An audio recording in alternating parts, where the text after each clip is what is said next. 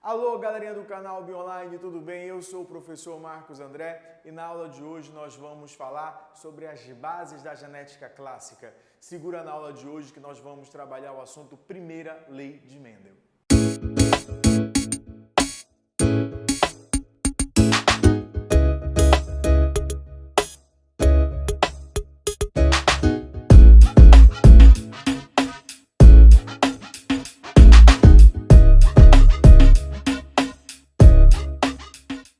Alô, galerinha! Na aula de hoje nós vamos trabalhar a Primeira Lei de Mendel. O nosso principal objetivo é repassar para você quais são as bases teóricas e, acima de tudo, qual é a interpretação a partir do trabalho de Mendel e Johann Gregor Mendel, que foi aquele padre que, de uma certa maneira, estabeleceu as bases da hereditariedade, a maneira pela qual, a compreensão a partir da qual, como o material genético que hoje nós chamamos de DNA e de gene, são transmitidos.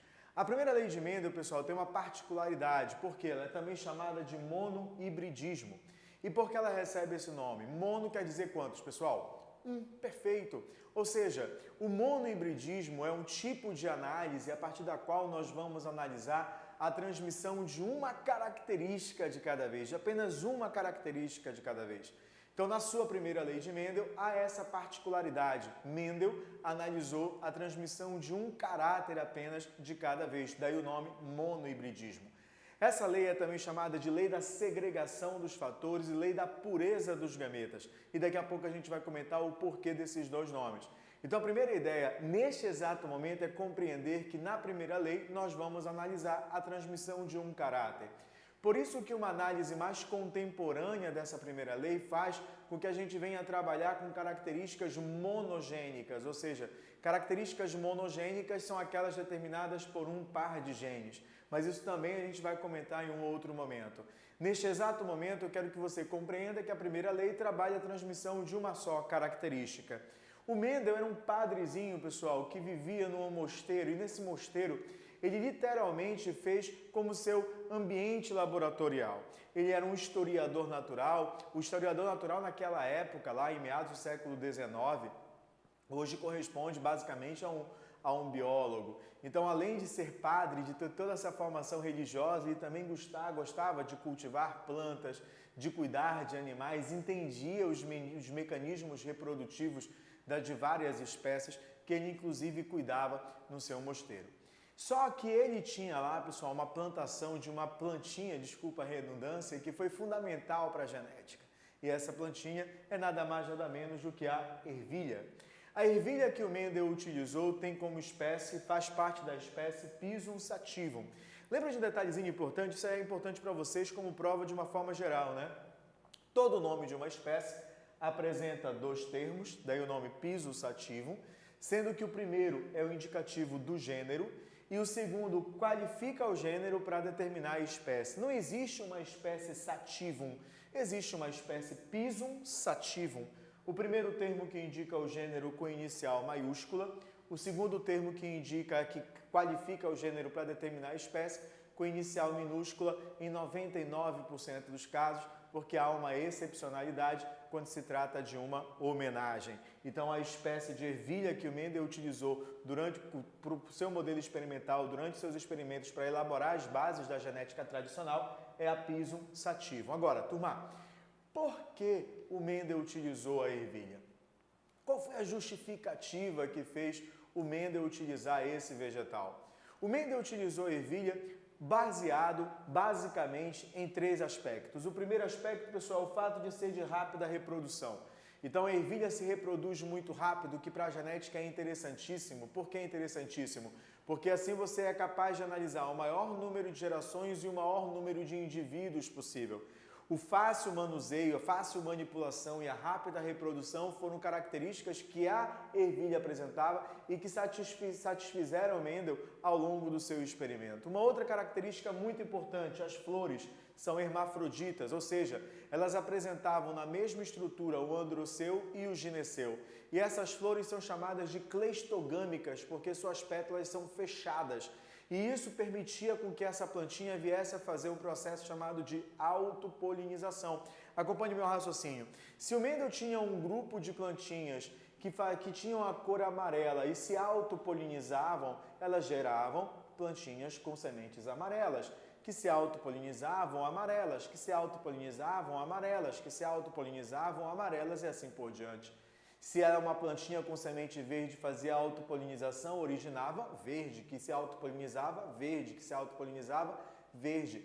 Então Mendel sabia, pessoal, que ele estava trabalhando com linhagens puras. O Mendel sabia que aquelas plantinhas eram puras.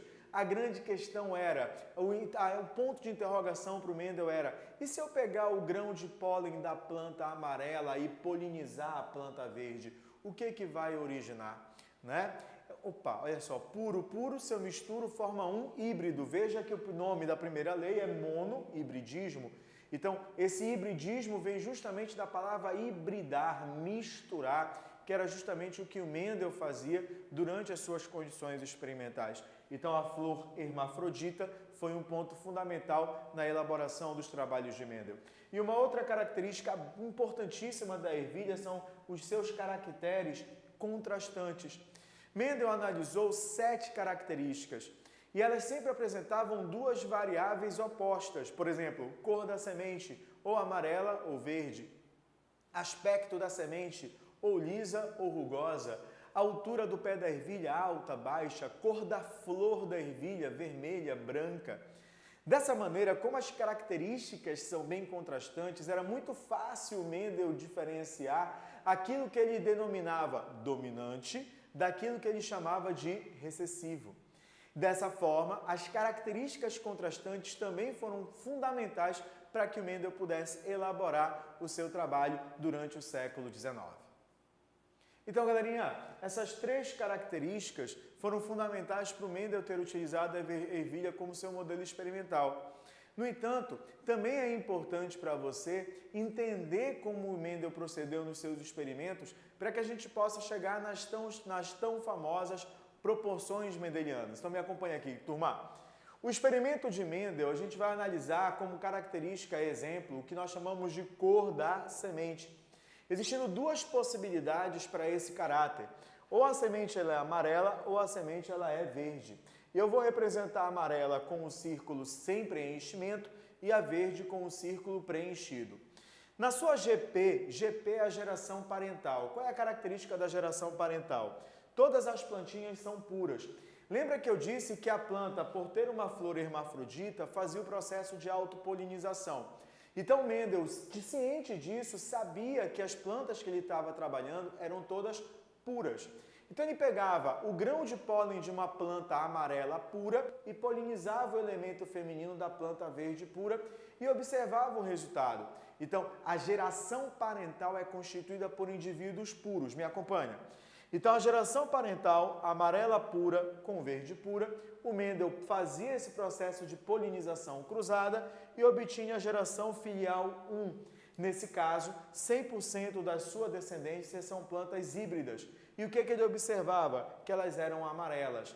Dessa maneira, Mendel definiu que o caráter amarelo predominava em relação ao caráter verde, o que hoje nós chamamos de caráter dominante e recessivo, respectivamente. Então, do cruzamento de amarelas com verdes puras, 100% dos descendentes apresentam cor amarela, o que determina amarelo o caráter dominante. Mendel permitiu que a geração F1 se autopolinizasse, ou seja, aqui acontecia a autopolinização. E a partir da autopolinização da geração F1, que corresponde ao cruzamento de amarelas híbridas, o Mendel obtinha 3 amarelas e 1 verde, ou com outras palavras, para cada verde, 3 plantinhas com semente amarela. Então, se ele encontra 20 verdes, ele encontraria 60 amarelas. 100 verde, 300 amarelas. E o Mendel fez uma coisa que até então ninguém tinha feito no campo científico, especialmente genético. O que ele fez? Aplicou razão, aplicou proporção, estabeleceu bases matemáticas para que de fato ele viesse a validar a sua lei. Tudo bem? Então Mendel foi um dos caras pioneiros nesse contexto. Agora, galerinha, é importante a gente tomar cuidado com o seguinte detalhe. Fecha só aqui comigo, filhos. Então, galerinha, depois que a gente analisou como é que se dá a transmissão das características cor da semente na ervilha do ponto de vista teórico, a gente vai agora trabalhar um pouquinho a prática e que envolve as bases da genética clássica e, sobretudo, também uma base de cálculo de probabilidade. E é justamente aí que alguns alunos, às vezes, se equivocam, né? Às vezes eles têm dúvidas, bate um pouquinho a cabeça, não pela dúvida na biologia, eu tenho certeza disso, mas, sobretudo, por dúvidas na matemática. Às vezes é uma dificuldade num conceito matemático que acaba, de uma certa maneira, interferindo aí na análise e no cálculo de probabilidade aqui na genética tradicional mendeliana. Eu posso te garantir que nos últimos anos, especialmente para Enem, caso venha uma questão de probabilidade, ela vem muito simples, ela não vai abordar assuntos com tanta dificuldade, não. Pode ter certeza disso. Agora, é necessário que você saiba o básico para trabalhar com esse cálculo de probabilidade e não ter nenhum problema na aplicação dos estudos de Mendel. Agora vem aqui comigo, filhos, olha só. A cor da semente, como nós estamos trabalhando, envolve a característica amarela e a característica verde. Perceba que eu deixei destacado a cor verde. Por quê? Porque há uma situação clássica na genética de você utilizar a inicial do caráter recessivo para determinar o par de fator que determina aquele caráter, que determina aquele fenótipo, que determina, no caso, a cor da semente. Então, como a inicial é a letra V, nós utilizaremos para identificar a cor verde o par Vzinho-Vzinho, porque isso aqui é uma coisa clássica da genética, a utilização da letra minúscula para o caráter recessivo. Perceba que aqui eu tenho letras com o mesmo formato, então eu posso chamar que essas plantinhas seriam puras. Hoje, na genética tradicional, essas puras nós vamos denominar de homozigoto. Homo quer dizer igual. Então veja, o prefixo homo indica igualdade, porque como os alelos são do mesmo tamanho, são iguais, a gente também vai chamar de puro. A amarela, que é o caráter dominante, há duas possibilidades para ela. Ou ela é pura ou ela é híbrida. Ou ela é homozigota ou ela é heterozigota. Perceba que aqui eu tenho um outro termo, veja. Hétero quer dizer diferente, então heterozigoto significa dizer aquele indivíduo cujos fatores são diferentes, maiúsculo, minúsculo, dominante e recessivo, respectivamente. Então, como foi o experimento de Mendel? Me acompanha. A GP, a geração parental, são as plantinhas puras.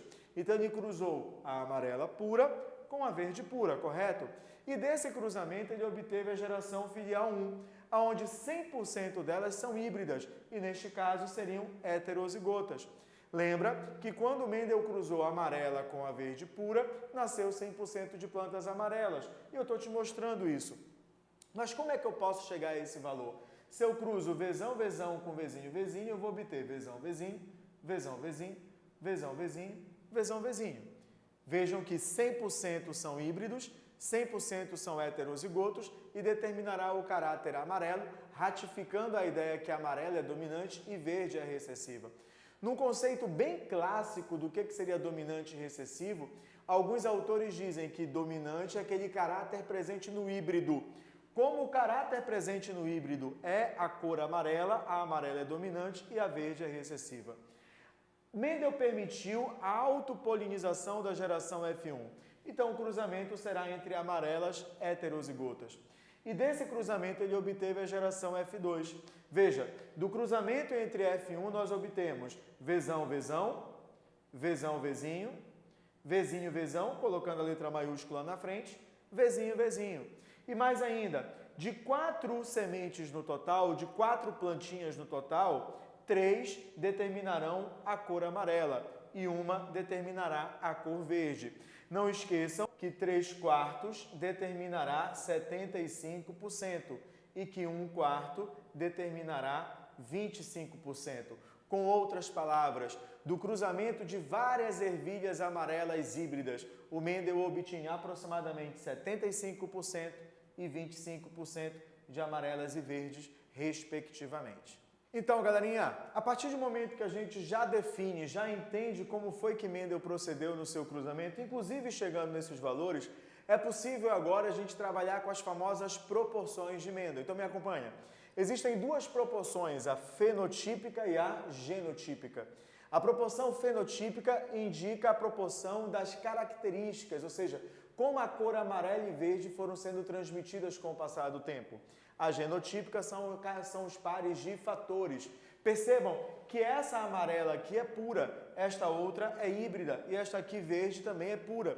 Então a proporção desses genótipos ela é diferente, então é fundamental que a gente entenda como ao longo da primeira lei de Mendel a gente verifica e identifica reconhece essas proporções. A proporção fenotípica a partir do cruzamento de híbridos para a primeira lei de Mendel é de 3 para 1, ou seja, 3 dominantes para uma recessiva, que corresponde a 75% e 25% respectivamente. Já a proporção genotípica é de 1 para 2 para 1. Um dominante homozigoto, 2 dominantes heterozigotos e um recessivo que obrigatoriamente vai ser homozigoto. Dessa maneira, a gente pode afirmar que a proporção fenotípica é de 3 para 1 e a proporção genotípica de 1 para 2 para 1. 3 dominantes para um recessivo, um dominante homozigoto, 2 dominantes heterozigotos e um recessivo que obrigatoriamente será homozigoto. Então, galerinha, esses resultados da proporção fenotípica e genotípica o Mendel encontrou para as 7 características que ele analisou, o que de uma certa maneira ratifica a ideia que elas são transmitidas pelo mesmo padrão e assim a gente acaba criando uma lei. E no final de tudo isso, Mendel apresentou o seu enunciado. E o seu enunciado eu coloquei aqui no quadro, inclusive destacando algumas palavras que são, na verdade, que serão utilizadas de uma forma mais contemporânea e que a gente precisa relacionar como Mendel trabalhou isso no século XIX com os conhecimentos da genética atual. Me acompanha?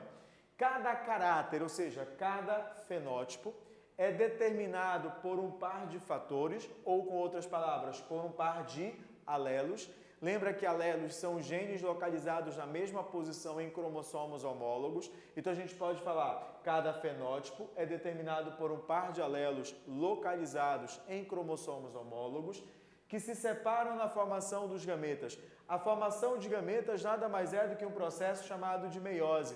E a separação dos alelos na formação dos gametas envolve uma fase denominada anáfase.